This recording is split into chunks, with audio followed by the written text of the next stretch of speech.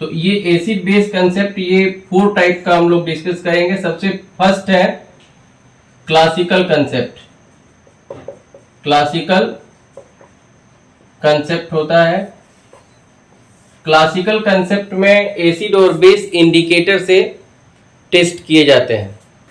जैसे कुछ ये हम ले लेते हैं लिटमस, एक ब्लू लिटमस है और रेड लिटमस है। तो acid change blue litmus into red अबीर, ये अबीर कोड वर्ड है। जो एसिड होता है ये ब्लू लिटमस को रेड में चेंज करता है, और जो बेस होता है base change red litmus into blue, red litmus into blue. तो बेस जो है रेड को ब्लू में चेंज करता है और एसिड जो होता है ब्लू को रेड में चेंज करता है। तो इस तरह से आप जो है ये phenolphthalein, methyl orange, thymol blue, गुड़हल का जो फूल है, अगर इसको वाटर में हम हीट कर देते हैं, गर्म कर देते हैं, तो जो ये भी एक तरह का ये इंडिकेटर का काम करता है। हल्दी भी एक तरह का इंडिकेटर है, नेचुरल इंडिकेटर है ये सब। तो एसिड बेस इंडिकेटर ऐसे सब्सटेंस होते हैं जिसमें एसिड डालने पर एक कलर और बेस डालने पर दूसरा कलर हो जाता है। तो क्लासिकल कंसेप्ट में हम वैसे चेक करते थे। दूसरा है आर्हेनियस कंसेप्ट। तो आर्हेनियस ने ये कहा कि जो एसिड होते हैं they lose H plus ion into aqueous solution. Aqueous solution में कौन सा आयन लूज करते हैं? H plus ion. जैसे ये HCl है तो H प्लस Cl माइनस, या H2SO4 है तो ये क्या लूज करता है? 2H plus plus SO4 2 minus. इसी तरह से HNO3 nitric acid H plus NO3 minus. तो आर्हेनियस कंसेप्ट के अनुसार जो एसिड होते हैं इनको जब वाटर में डिजॉल्व करते हैं तो H प्लस आयन लूज करते हैं, और जो बेस होते हैं base they lose OH minus ion in aqueous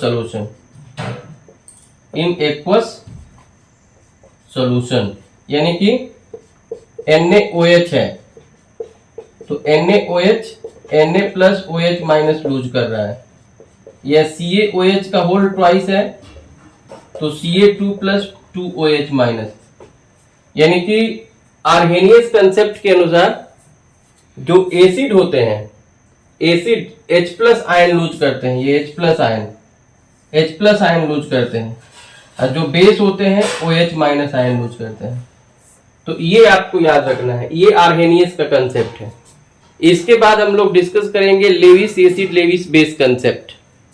Levi's acid Lewis base concept. Lewis acid Lewis base concept. तो इस कंसेप्ट में ये कोड वर्ड से ही हम समझ सकते हैं। कोड वर्ड है ईपाला। बहुत ज्यादा ठंडा पड़ता है तो हम कहते हैं बहुत पाला पड़ रहा है। तो ई से हो जाएगा electron pair acceptor is Lewis acid, और EPDLB इलेक्ट्रॉन पेयर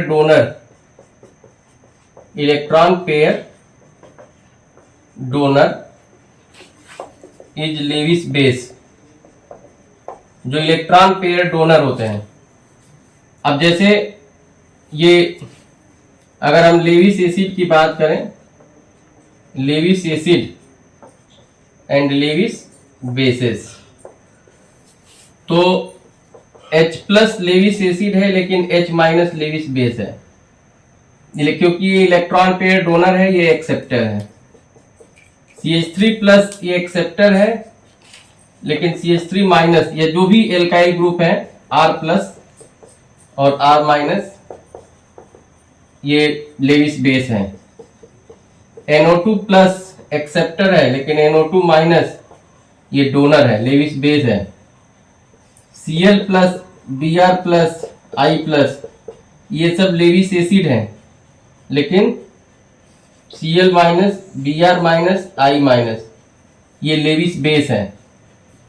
जो इलेक्ट्रॉन पेयर डोनर है, जैसे मान लीजिए OH माइनस है, NH2 है, इन पे लोन पेयर इलेक्ट्रॉन होता है, इलेक्ट्रॉन पेयर ये डोनेट करते हैं, इलेक्ट्रॉन पेयर डोनर है। Nucleophilic substitution reaction, nucleophilic substitution reaction में इलेक्ट्रॉन पेयर डोनेट करते हैं। तो जो इलेक्ट्रॉन पेयर डोनर है उनको लेविस बेस कहते हैं। जो इलेक्ट्रॉन पेयर एक्सेप्टर है, जैसे कुछ न्यूट्रल भी हैं, BH3, BF3, BCl3, AlCl3, ये सब न्यूट्रल मॉलिक्यूल हैं। ये भी क्या है? ये भी लेविस एसिड है, ये भी इलेक्ट्रॉन पेयर एक्सेप्टर है।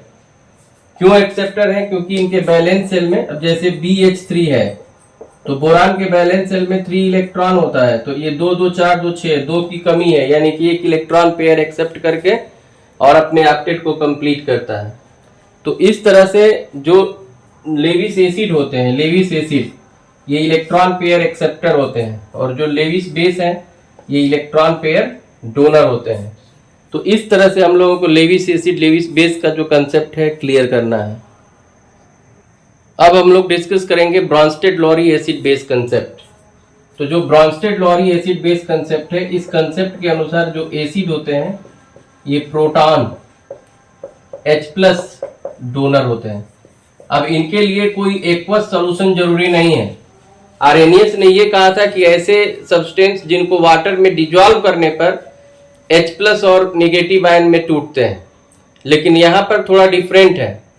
यहाँ पर रिएक्शन में एक्वस सॉल्यूशन होना जरूरी नहीं है। H प्लस जो है वहां से बॉन्ड ब्रेक हो जाएगा, प्रोटॉन H प्लस ये डोनर है, और जो बेस होता है ये प्रोटॉन H प्लस एक्सेप्टर होता है।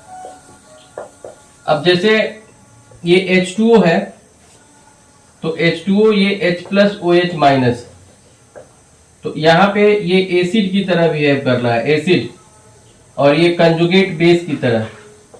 लेकिन वही H2O अगर H प्लस गेन कर लेगा तो H प्लस ये गेन करेगा तो क्या बन जाएगा? H3O प्लस बन जाएगा।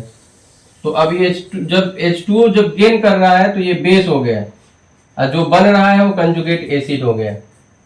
जैसे NH3 है, NH3 अगर H प्लस को लूज कर दिया, H प्लस निकाल दिया तो ये एसिड हो गया, एसिड। लेकिन वही NH3 जब H प्लस को गेन कर किया, NH4 प्लस बना तो बेस हो गया। तो इस कंसेप्ट के अनुसार अगर किसी भी सब्सटेंस से H प्लस निकलता है तो वो सब्सटेंस H प्लस लूज करने की जिसकी टेंडेंसी होती है उसको हम क्या कहते हैं? ब्रॉन्स्टेड-लॉरी एसिड कहते हैं। अगर H प्लस गेन कर रहा है तो उसको क्या बोलते हैं? उसको हम बेस। तो यहाँ यही NH3 है जो एसिड की तरह बिहेव कर रहा है, और यहाँ पे बेस की तरह। ये H2O है, एसिड की तरह बिहेव कर रहा है, लेकिन यहाँ H प्लस गेन कर रहा है तो बेस की तरह। तो H प्लस जिससे लूज होता है, तो H प्लस अगर लूज हो रहा है, ये H प्लस लूज हो रहा है तो एसिड है, और H प्लस अगर ये गेन कर रहा है तो ये बेस है, ये बेस है। उसी तरह से ये लूज कर रहा है तो एसिड है, ये NH3 गेन कर रहा है तो बेस है, अगर जुड़ रहा है उस पर तो बेस है। तो ब्रॉन्स्टेड-लॉरी कंसेप्ट के अनुसार ये प्रोटॉन का ट्रांसफर, तो प्रोटॉन का अगर ट्रांसफर हो रहा है, अगर एक दे रहा है तो एसिड है, और जो ले रहा है वो बेस है। तो ये 4 कंसेप्ट आपको बताए गए। एक क्लासिकल कंसेप्ट जो एसिड बेस इंडिकेटर से हम उसकी जांच करते हैं एसिड बेस की। दूसरा है आर्हेनियस कंसेप्ट। एसिड ऐसे सब्सटेंस होते हैं जो वाटर में डिजॉल्व करने पर कैटायन और एनायन में ब्रेक हो जाते हैं। और बेस ऐसे सब्सटेंस है जो एसिड जो होते हैं एक्वस सोल्यूशन में H+ आयन लूज करते हैं, और जो बेस होते हैं OH- आयन लूज करते हैं। ये Lewis acid Lewis base concept में है कि जो इलेक्ट्रॉन पेयर डोनर है वो क्या है, इलेक्ट्रॉन पेयर डोनर ये लेविस बेस है, और जो एक्सेप्टर है वो लेविस एसिड है। तो इस तरह से ये चारों कंसेप्ट आप समझ रहे थे। इसके बाद हम ओस्टवाल्ड डाइल्यूशन लॉ डिस्कस करेंगे। Let AB is a weak electrolyte. ये वीक इलेक्ट्रोलाइट है, इलेक्ट्रोलाइट। तो अगर इसको हम डिजॉल्व करते हैं H2O में, तो ये Ba प्लस OH- में ब्रेक हो जाएगा, क्योंकि A+ बनेगा B- बनेगा। तो ये A+ B- और ये H+ OH-।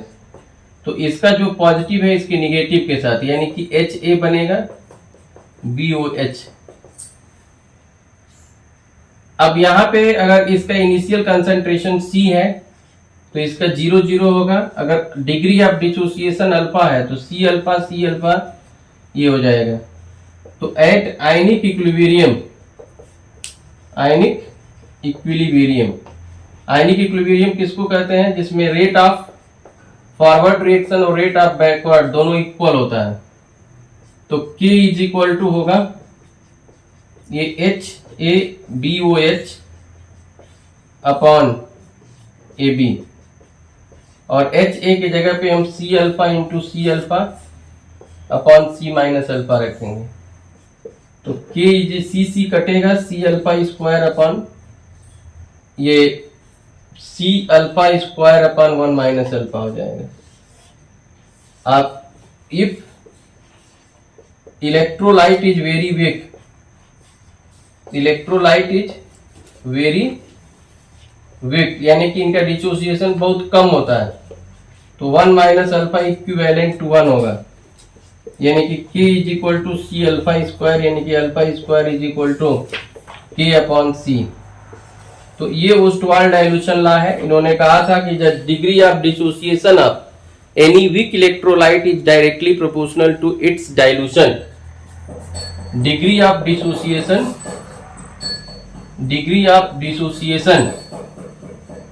Of any weak electrolyte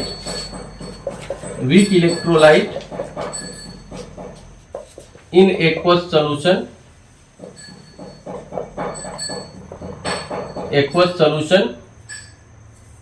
is directly proportional to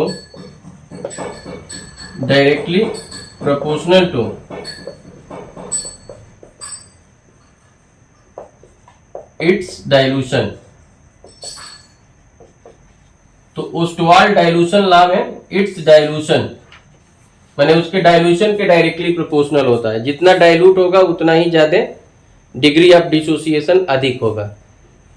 अब इसके बाद हम लोग डिस्कस करेंगे, या हम दूसरे शब्दों में ये कह सकते हैं कि जो डिग्री ऑफ डिसोसिएशन है, डिग्री ऑफ डिसोसिएशन ये अल्फा, डिग्री ऑफ डिसोसिएशन जो अल्फा है ये इसके कंसंट्रेशन के स्क्वायर रूट का इनवर्सली प्रोपोर्शनल होता है। तो ये भी आप कह सकते हैं कि degree of dissociation of any weak electrolyte in aqueous solution is inversely proportional. अब यहां से इसको चेंज कर सकते हैं, inversely proportional to square root of its molar concentration. तो ये भी आप डिफिनेशन दे सकते हैं कि स्क्वायर रूट मतलब कंसंट्रेशन के स्क्वायर रूट के इनवर्सली प्रोपोर्शनल होता है। अब हम लोग समझेंगे